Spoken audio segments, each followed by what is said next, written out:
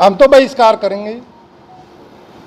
भगवान के नाम पे राजनीति कर रहे हैं, अपनी राजनीति चमकाने के लिए भगवान को ले रखा है साथ में, अपनी राजनीति चमकाने के लिए सिर्फ।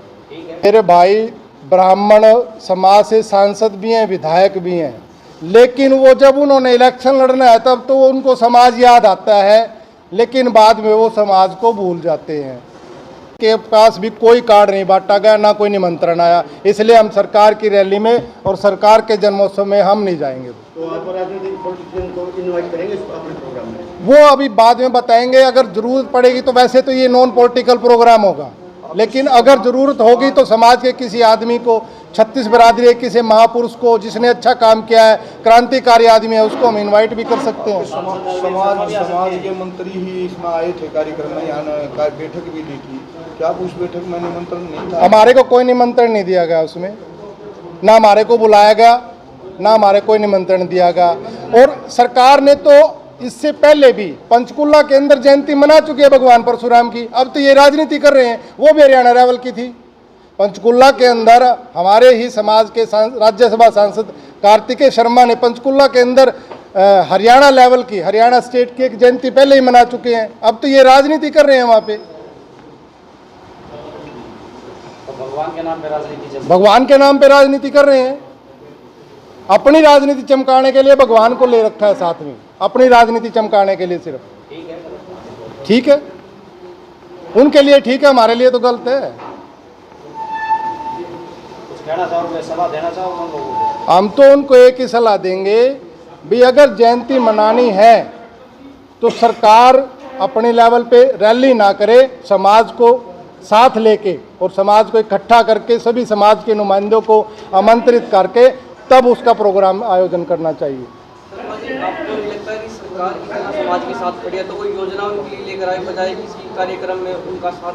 योजना तो देती नहीं ना। योजना जो सरकार ने दी हुई है पहली, अब जो मालिकाना दोली की जमीन का जो मालिकाना हक था, वो भूपेंद्र हुड्डा कांग्रेस सरकार में भी नोटिफिकेशन हो चुका है, मनोहर लाल खट्टर ने भी नोटिफिकेशन कर चुके हैं, और आदरणीय नायब सिंह सैनी हरियाणा के मुख्यमंत्री वो भी नोटिफिकेशन कर चुके हैं।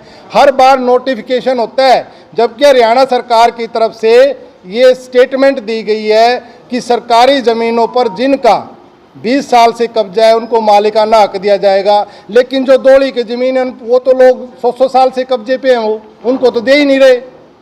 सरकार दोहरी नीति अपना रही है, स्टेटमेंट देती है, करती कुछ नहीं। सरकार के जो ऑफिसर्स हैं वो फाइल तक नहीं लेते दोली की ज़मीन की, उसको इम्प्लीमेंट नहीं कर रहे हैं, वो मना कर देते हैं फाइल लेने के लिए। अब तो बहुत सारे सांसद विधायक ब्राह्मण समाज से हैं, तो क्यों नहीं बार बार ये चीज़ें? मेरे भाई ब्राह्मण समाज से सांसद भी हैं, विधायक भी हैं, लेकिन वो जब उन्होंने इलेक्शन लड़ना है तब तो उनको समाज याद आता है, लेकिन बाद में वो समाज को भूल जाते हैं।